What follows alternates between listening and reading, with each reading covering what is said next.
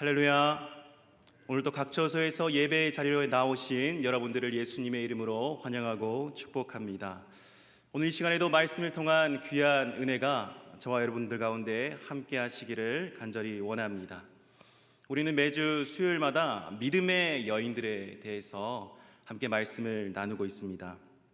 믿음의 여인들, 그 상황과 환경은 열악했지만, 그리고 괄시받고 천대받았지만 하나님께서 함께 하시는 인생이 얼마나 위대한가, 또 그들의 믿음의 발자취가 오늘을 살아가는 우리들에게도 얼마나 필요한가, 우리는 오늘 또 말씀을 통해서 그것을 함께 나누고자 합니다. 특별히 오늘은 한나라는 여인에 대해서 함께 말씀을 나누고자 합니다. 최근에 읽었던 책 중에서 가장 기억에 남는 책 한 권이 있습니다. 바로 지독한 하루라는 책입니다. 이 책은 응급실에서 근무하는 남궁인 씨가, 의사 선생님입니다. 남궁인 씨가 지은 책입니다. 응급실은 어떠한 곳입니까? 응급실은 생과 사의 갈림길에 놓인 사람들이 많이 찾아오는 곳입니다. 삶과 죽음이 교차하는 곳이 바로 응급실이죠. 이 책은 응급실에서 그 남궁인 의사가 본 너무나도 끔찍한 장면들, 너무나도 가슴 아픈 장면들, 그것을 스토리로 묶어 놓은 책입니다. 이 책을 계속 읽다 보면 참 마음이 무거워집니다. 어떤 사람은 정말 원치 않는 사고로 이 병원을 찾습니다. 원치 않는 질병으로 이 병원을 찾습니다. 너무나도 불행한 순간에 놓이게 됩니다. 저자는 이러한 상황을 놓고 이렇게 표현했습니다. 지독한 하루를 보낸다라고 이야기를 합니다. 지독하다는 말은 원래 냄새에 붙이는 수식어입니다. 지독한 냄새라고 할 때 지독하다는 말을 쓰죠. 근데 우리가 살아가는 하루에 지독하다라는 말을 붙였습니다. 바로 원치 않는 문제, 원치 않는 어려움, 그 고난과 고통 속에 살아가는 그 하루하루가 바로 지독한 하루다라고 표현을 하는 것입니다. 그도 그럴 것이, 우리가 살아가는 이 세상 가운데 우리가 힘겨운 일을 만나게 되면 정말 우리도 어떻게 할 수가 없습니다. 한치 앞을 내다볼 수 없는 것이 바로 사람의 인생입니다. 미래를 알 수 없습니다. 당장 내일 어떠한 일이 일어날지 우리는 알 수 없습니다. 갑자기 어떤 큰 산과 같은 어려움이 내 앞에 닥친다면 여태까지 우리가 계획해왔던 그 모든 것들이 다 무너져 내리기도 합니다. 어떻게 인생을 살아나가야 하나 막막하기도 합니다. 그래서 우리 사람은 정말 우리가 믿고 의지할 수 있는 절대적인 존재가 필요하다라는 것입니다. 성경은 누누이 그 존재에 대해서 말씀하고 있죠. 바로 전능하신 하나님입니다.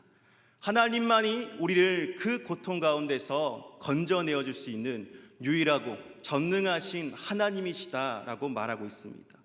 오늘 말씀을 통해서 그 하나님에 대해서, 또한 그 하나님을 붙잡고 살아가는 삶이 얼마나 하나님께서 인도하시고 또 계획하시는 그런 복된 삶인지 오늘 말씀을 통해서 은혜를 나누도록 하겠습니다. 오늘 말씀에 인생의 원치 않는 문제를 만난 한 여인이 나옵니다. 바로 한나라는 여인입니다.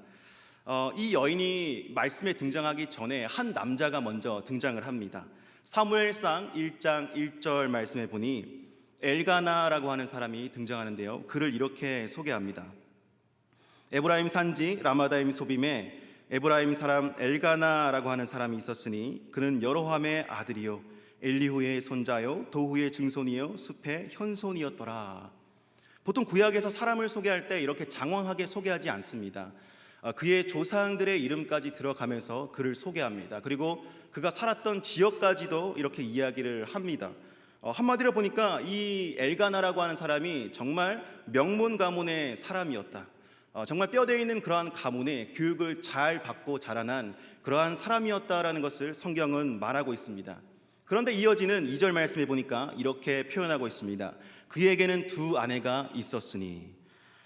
오늘날 같으면 여러분, 아무리 명망 있는 가문의 출신이고 잘생기고 사람들에게 존경받는다 할지라도 아내가 두 명 있었다라고 하면 여러분, 그 모든 비난의 화살은 누구에게로 돌아가겠습니까?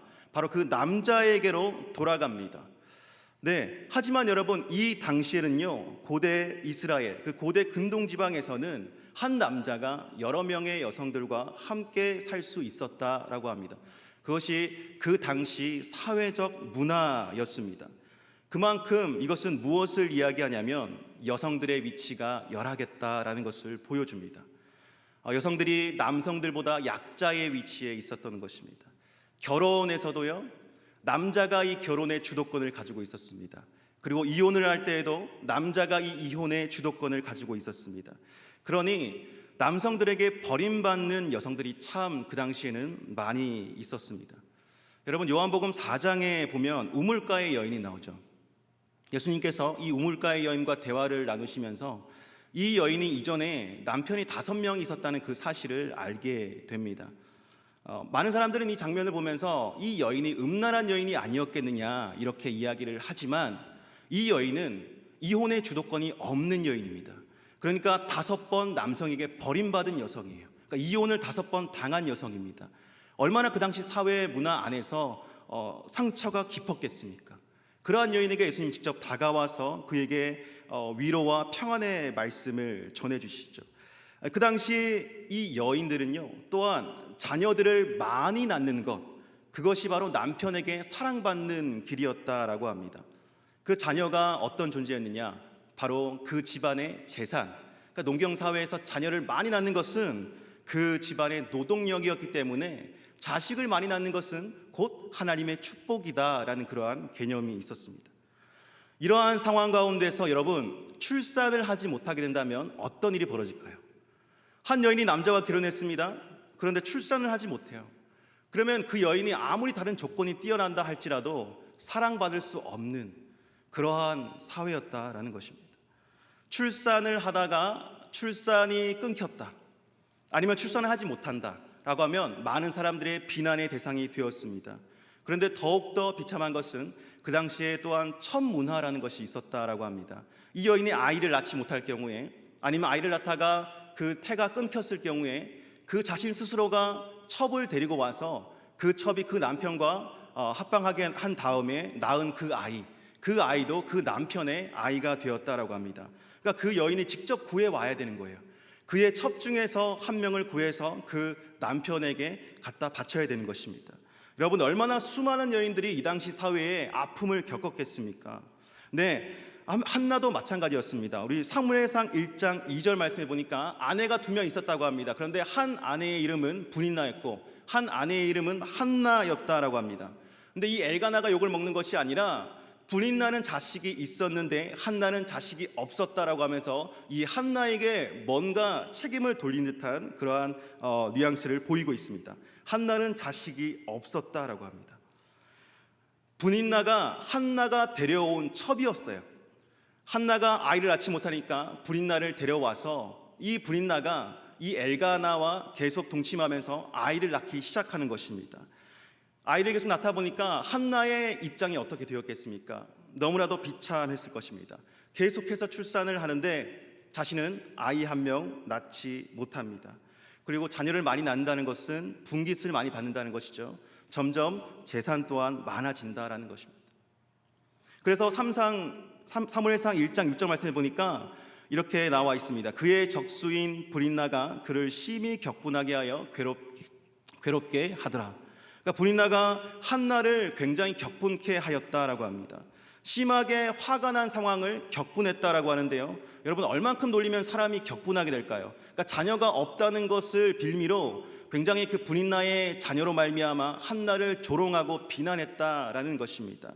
한나는 이 브린나가 낳은 그 자녀의 울음소리만 들어도 그 마음속에는 울분이 가득 찼을 것입니다. 그래도 엘가나는요, 한나를 위로하기 위해서 계속 그에게 위로의 메시지를 전합니다. 사무엘상 1장 8절에 보니까 엘가나가 이렇게 이야기를 전합니다. 그의 남편 엘가나가 그에게 이르되 한나여 어찌하여 울며 어찌하여 먹지 아니하며 어찌하여 그대의 마음이 슬프냐, 내가 그대에게 10 아들보다 낫지 아니하냐 하니라. 엘가나가 그래도 위로해 줍니다. 아니, 여러 자식이 있다 하더라도 내가 당신 곁에 있으니까 더 이상 슬퍼하지 마라, 울지 마라 라고 이렇게 이야기를 합니다. 그러나 한나에게 이 이야기는 더 이상 위로가 되지 않았습니다. 왜냐? 현실의 문제는 사라지지 않고 그대로 남아 있었기 때문입니다. 그리고 여러분, 이 출산의 영역이라는 것은 사람이 할 수 없는 영역이죠. 바로 신의 영역입니다. 어떠한 방법으로도 어떠한 좋은 약이 있다 하더라도 이 출산의 영역은 사람의 뜻대로 되지 않는 부분입니다. 과학기술이 발달한 오늘날에도 많은 가정들이 불임으로 인해서 아픔을 겪습니다. 고통 가운데 있는 사람들이 많습니다. 교회에도 보면 중보기도 제목으로 태의 열매를 주시옵소서라는 그러한 기도 제목들이 참 많이 올라오죠. 그러한 기도 제목들을 볼 때마다 참 뜨겁게 기도해 주어야 되겠다라는 생각을 합니다. 그리고 아이가 생겼으나 유산으로 인해서 고통받는 그러한 가정들이 있습니다. 네, 저희 가정 또한 첫째를 낳고 나서 둘째를 가지려 할 때 이 유산의 아픔을 겪었죠. 둘째 아이의 임신 소식을 듣고 참 기뻤습니다. 이 아이의 심장 소리도 잘 들렸고 누구보다도 참 건강해 보인다라고 의사 선생님께서 말씀해 주셨습니다. 그리고 그 아이를 위해서 계속 예배도 드리고 기도도 해 주었습니다. 그런데 어느 날 초음파 검진을 받았는데 아이의 심장이 뛰지 않는다라고 하는 것입니다. 아이가 유산되었다라고 합니다. 아내는 그 자리에서 그냥 펑펑 울었습니다. 저도 어떻게 위로를 해야 할지 몰라서 그냥 그 자리에서 울기만 했습니다. 기도를 하긴 해야 되는데 너무나도 마음이 아프니까 기도가 제대로 나오지 않는 것입니다. 여러분, 너무나도 힘든 일, 어려운 일들을 겪었을 때 사실 기도가 잘 나오지 않죠. 그냥 앉으면 나에게 왜 이러한 일이 생겼을까? 나에게 왜 이런 아픔이 생겼을까? 정말 이해하지 못한 일들로 가득하구나 라고 하면서 그저 한숨만 쉬면서 주여 주여 하는 것이 바로 우리의 인생 아닙니까? 저 또한 마찬가지였습니다. 누군가가 옆에서 위로를 해주어도 사실 위로가 되지 않더라고요. 한나도 마찬가지였을 겁니다. 엘가나가 그렇게 위로한다고 해도 그 자신의 문제는 그대로 남아있는데 그것이 해결되지 않는 한 그에게 어떠한 위로도 되지 않았을 거란 말입니다. 하지만 저는 이 상황을 놓고 그저 기도하고 하나님께 나아갈 때 하나님께서 깨닫게 해주시는 것 한 가지가 있었습니다. 바로 하나님께서 생명의 주관자시다라는 것입니다. 우리가 기도할 때 이런 말 많이 하죠. 생명의 주관자 되신 하나님. 그리고 하나님께서 모태에서부터 우리를 성별하셨습니다. 구별하셨습니다. 이러한 말들 많이 하죠. 그런데 여태까지는 그 말씀이 잘 와닿지 않다가 정말 생명의 주관자 되신 하나님이라는 이 말이 그 사건이 있고 나서부터 와닿기 시작하는 것입니다. 맞습니다. 이해할 수 없으니까 그것이 하나님의 영역이고 하나님만이 할 수 있는 일입니다. 우리 인생에는 참 그러한 일들이 많습니다. 오늘 한나가 겪은 그 일도 마찬가지입니다. 사람이 해결할 수 없으니까 한나는 너무나도 답답했던 거예요. 누가 이것을 해결할 수 있을까? 정말 유능한 의사가 해결할 수 있을까? 아니면 유능한 제사장이 해결할 수 있을까? 아무도 그 일을 해결할 수 없기 때문에 더더욱 절망 가운데 빠졌던 것입니다. 하지만 여러분, 한나가 인생에 원치 않는 그 문제들로 인해서 절망하고 신음하고 있던 그때에도 하나님은 한나와 함께 하셨습니다. 그리고 한나를 계속해서 인도해 가고 계셨습니다. 그 다음 스텝, 그 다음 발걸음, 계속해서 하나님의 손길은 한나를 인도하고 계셨습니다. 우리 10절 말씀 함께 읽어보시겠습니다. 시작. 한나가 마음이 괴로워서 여호와께 기도하고 통곡하며. 마음이 괴로워서 무엇을 했다고 합니까? 기도하고 통곡했다라고 합니다. 여러분, 기도할 때 정말 통곡하면서 기도해 본 적이 있으십니까? 사람의 마음이 정말 괴롭고 고통스러우면 하나님 앞에 통곡하면서 기도하게 됩니다. 눈앞이 깜깜하고 아무것도 보이지 않을 때, 정말 절망적인 상황 가운데서 우리가 하나님께 기도할 때 정말 이성적으로 논리적으로 또박또박 말을 하면서 기도해지는 것이 아니라 그냥 하나님 앞에 부르짖게 됩니다. 눈물을 흘리게 됩니다. 옆에 사람 눈치 보는 것이 아니라 최면 차리게 되는 것이 아니라 그저 하나님 앞에 주여 주여 하면서 어떻게 합니까? 라고 하면서 하나님 앞에 통곡하면서 마음을 쏟을 수밖에 없다는 것입니다. 지금 한나는 그러한 기도의 자리에 나와 있습니다. 이 통곡의 기도가 한나의 마음 상태가 어떤지를 잘 보여주고 있습니다. 그러나 여러분, 우리가 기억해야 할 것이 있습니다. 하나님은 우리 인생에 원치 않은 문제들, 그 어려움들, 그것들을 활용하셔서 우리가 하나님께 기도하는 그 자리로 나아오도록 하신다라고 하는 것입니다. 문제가 있으니까 기도하는 것이죠. 사람들이 해결할 수 없으니까 기도할 수밖에 없는 것입니다. 평소에 기도 많이 하십니까? 이 말에 저는 기도를 잘 하지 않는데요, 앞으로 기도 열심히 해야 되겠습니다. 만약에 이렇게 말씀하시는 분이 있다면 나 혼자 힘으로 그래도 살만한 그러한 인생을 살아가고 있다고 보시면 됩니다. 하지만 정말 기도밖에 할 수 없다라고 하는 사람들은 하나님의 도움 없이는 되지 않으니까 기도할 수밖에 없는 것입니다. 하나님 앞에 통곡할 수밖에 없습니다. 사랑하는 성도 여러분, 하나님은 이 마음이 상한 자, 원통한 자, 이 애통하는 자, 그러한 심령이 상한 자들의 기도를 통하여 이 교회를 이끌고 가십니다. 지금 인생의 어려운 문제들로 힘들어하고 어려워하는, 그래서 기도의 자리에 나오신 여러분들이 있다면 그 기도의 자리를 반드시 지켜나가시기를 예수님의 이름으로 축복합니다. 이렇게 하나님께 매일같이 성전에 나와 통곡하는 한나, 그 한나를 엘리 제사장이 바라봅니다. 그런데 한나가 간절히 기도하는, 이 성전에서 간절히 기도하는 그 장면을 이 제사장이라는 사람이 보면서 어떤 말을 하는지 아십니까? 우리 사무엘상 1장 14절 말씀 함께 읽겠습니다. 시작. 엘리가 그에게 이르되 내가 언제까지 취하여 있겠느냐, 포도주를 끊으라 하니. 아니, 마음이 온통하여 매일같이 하나님께 나와 눈물로 기도하는 흐느끼는 그 여인을 향해서 제사장이 술을 끊으십시오, 이러한 말을 하는 것입니다. 여러분, 이것은요, 한나가 정말 열심히 기도했다라는 것도 의미가 되지만 이 엘리 제사장의 영적인 상태가 많이 흐려져 있다는 것을 의미합니다. 시대적 상황이 그만큼 암울했다, 영적으로 어두운 시대였다. 여러분, 사사시대가 그러한 시대였습니다. 각기 소견대로 그들의 죄를 따라서 하나님께로부터 멀어진 그러한 시대가 바로 한나가 기도하는 그 시대였습니다. 그러니 시대적인 상황도 암울하고 자신의 상황도 암울하고 이러한 상황 가운데서 기도를 하지만 응답이 없어요. 얼마나 한나의 마음이 답답했습니까? 자, 그런데 엘리 제사장이 술을 끊으라는 이 말, 좀 부족해 보이는 듯한 이 제사장의 말, 그 말에도 한나는요 이렇게 대답합니다. 아니, 나는 술이 취한 것이 아닙니다. 하나님 앞에 내 심정을 토로하는 것이에요. 아니, 너무 마음이 원통하고 격분되어서 하나님 앞에 부르짖고 있는 것입니다. 이렇게 이야기를 하니까 엘리 제사장이 조금은 당황한 것 같습니다. 그리고 17절 말씀에 이렇게 이야기를 합니다. 엘리가 대답하여 이르되 평안히 가라. 이스라엘의 하나님이 내가 기도하여 구한 것을 허락하시기를 원하노라 하니. 여러분, 이 말이요, 가만히 들여다보면 좀 형식적인 말입니다. 의례적인 말이에요. 상태가 안 좋다고 했잖아요. 보통 사람 같았으면 이 제사장의 모습을 딱 보면서 제사장이라고 웃기고 있네, 너의 말은 하나도 위로가 안 돼, 그렇게 속으로 생각하지 않겠습니까? 그런데 한나는요 이 말을 믿음으로 받아들였습니다. 이 말이 의례적으로 그냥 평안히 가세요, 기도대로 이루어지길 원합니다, 그러한 말임에도 불구하고 한나는 그 마음속에 너무나도 간절한 그런 소망이 있었기 때문에 이것을 믿음으로 받아들였습니다. 사랑하는 여러분, 우리 인생의 문제 앞에서 사람의 말로도 위로가 안 될 때가 있습니다. 그 어떠한 사람의 말로도 우리 마음이 채워지지 않을 때가 있습니다.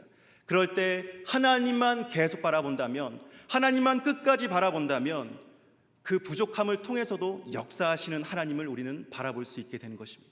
시대 상황이 아무리 암울하다고 해도, 그 제사장의 상태가 아무리 영적으로 안 좋다고 해도 하나님은 반드시 그러한 상황 가운데서도 일하시는 분입니다. 역전의 하나님이시며 모든 것을 가능케 하시는 그러한 하나님이십니다. 하나님만 바라봤더니 사람의 연약함이 보이는 것이 아니라 그 사람을 통해서 역사하시는 하나님을 바라보게 된 것입니다. 결국 믿음으로 받아들이고 간절히 기도했던 그 한나에게 자식이 생겼습니다. 사무엘이라는 아들입니다. 그 사무엘은 여러분 아시다시피 이스라엘의 민족의 역사의 한 중앙에서 가장 중요한 역할을 했던 인물입니다. 하나님께서 기도에 응답하셨습니다. 이 사무엘을 아들로 허락하셨습니다. 그런데 한나는 여기에서 한 걸음 더 나가서 이해할 수 없는 행동을 합니다. 사무엘이 돌이 지나자마자, 여러분 돌이 지난 그때의 아이가 얼마나 귀엽습니까? 정말 귀여워서 그냥 금이야 오기야 하며 예쁘게 귀엽게 이렇게 안아주고 보듬어주고 하는 때가 바로 그 시점입니다. 그런데 그때 에봇을 입혀서 엘리 제사장에게 맡겼다라고 합니다. 그러니까 성전에 그 사무엘을 맡긴 것입니다.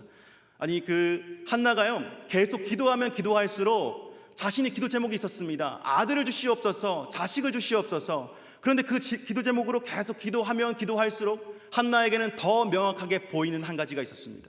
바로 하나님께서 자신과 함께 하신다는 사실, 하나님께서 살아계신다는 그 사실, 그것이 처음에는 어렴풋이 보이다가 기도하면 할수록, 부르짖으면 부르짖을수록 계속 그것이 더 선명하게 보이기 시작한 것입니다. 그러니까 이 기도 제목이 응답이 되었습니다. 아들이 출생되었습니다. 그럼에도 불구하고 이 아들을 하나님께 바친 거예요. 이 아들보다 더 귀한 것을 발견했기 때문에 그렇습니다. 바로 하나님 자신입니다. 기도하다 보니까, 내가 이 기도 제목을 가지고 간절히 기도하다 보니까 내 기도 제목도 이루어 주셨는데, 하나님은 그것보다도 더 나에게 원하시는 것이 있었습니다. 바로 하나님이 살아계신다는 그 사실을 아는 것과 하나님이 끝까지 그 문제에 함께 하시고 동행하신다는 그 사실을 아는 것, 영원히 함께 하는 것. 사랑하는 여러분, 하나님은 우리와 영원히 함께 하시는 아버지이십니다.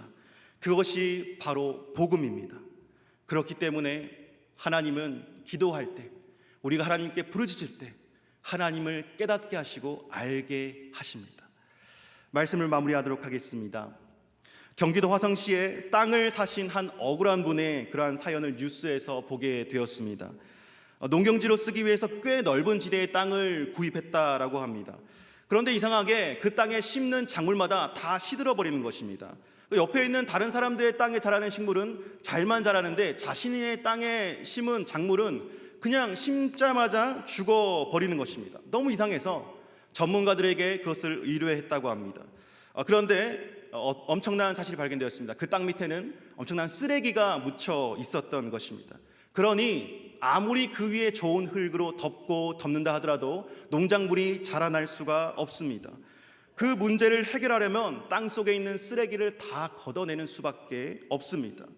우리 인생의 문제도 이와 마찬가지라고 생각합니다. 문제를 괜찮은 척 덮어두고 나는 아프지 않다라고 하면서 많은 사람들에게 가식적으로 행동해도 결국 그 문제는 계속해서 더 큰 문제를 일으키고 우리 인생에서 괴로움이 사라지지 않게 할 것입니다. 그러나 우리 인생의 근본 문제를 없애준다면 우리는 그 인생의 문제의 고통으로부터 자유로울 수가 있는 것입니다. 우리 마음속에 문제를 일으키는 그 쓰레기와 같은 존재, 그것은 바로 사람의 죄성과도 연결되어 있습니다. 죄로 인하여 하나님으로부터 멀어진 상태, 바로 모든 사람이 죄를 범하여 하나님으로부터 멀어짐으로 인해서 우리 인생의 모든 연약함과 문제가 거기서부터 시작되는 것입니다. 그래서 하나님은 정말 우리에게 필요한 것이 무엇인지 아셨습니다. 하나님께로 나아오도록 하는 것, 하나님을 바라보도록 하는 것, 하나님과 동행하며 일평생 살아가도록 하는 것.